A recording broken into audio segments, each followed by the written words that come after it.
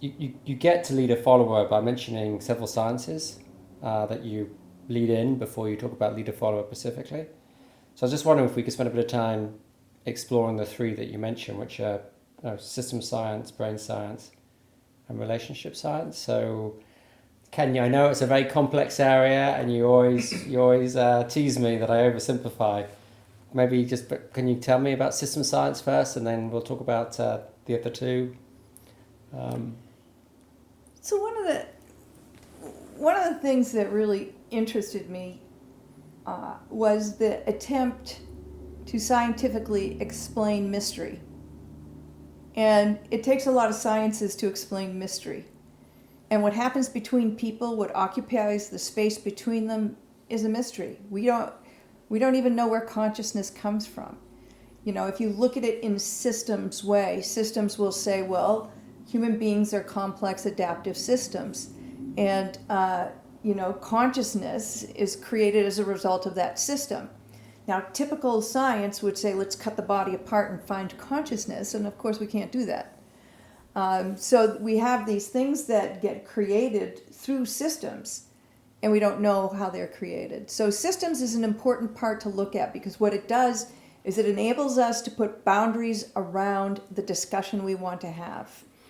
And so, the discussion in the book, part of it is a little bit metaphysical, because this is a mystery.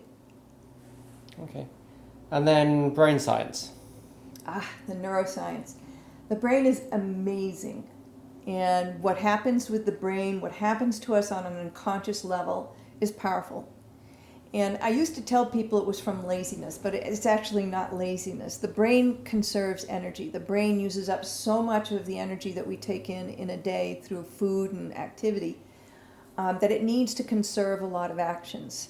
And so through that conservation, we've become very unconscious.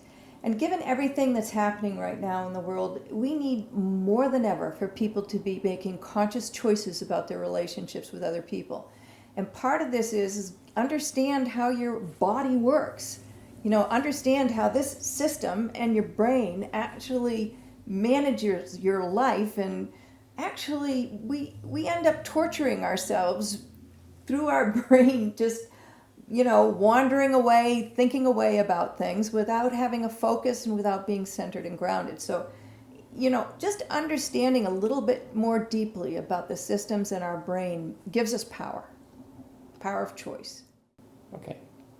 Okay, and then finally, relationship science. Relationship science. It's interesting because there's all kinds of research going back many years into relationships. And, I wanted to look at close relationship theory. Like, what do we mean by close relationships? Because if you look at the relationship with your boss or with, the people that report to you, these are the people you spend a great deal of your life with. Well, at the moment through video, but it's the people that you really interact with a lot. So in order to have healthy, productive relationships, we have to look at close relationship theory. And there's some things that are very true about it. You have regular interactions. You're open to influencing each other. You have common beliefs, common values. So there's a bunch of things in that are very powerful when looking at the leader-follower relationship where it's broken, where it's not working. So did you have a good grasp of all these areas before you did your PhD, or is it something that you explored in your PhD? So just tell us about your PhD and exactly what you studied. So I had Dr. Fred Starr was one of the people on my committee, and he made the comment that, and this was in my final oral review, that Sherry never met a theory she didn't like. So he would constantly tell me, read this, look at this, and I'd go, oh, yeah, oh, that's good. And I have this talent for putting all these puzzle pieces together. One of the things that women do very well is we see interconnections and interactions between things. It's one of the things that is out there about women and how women think.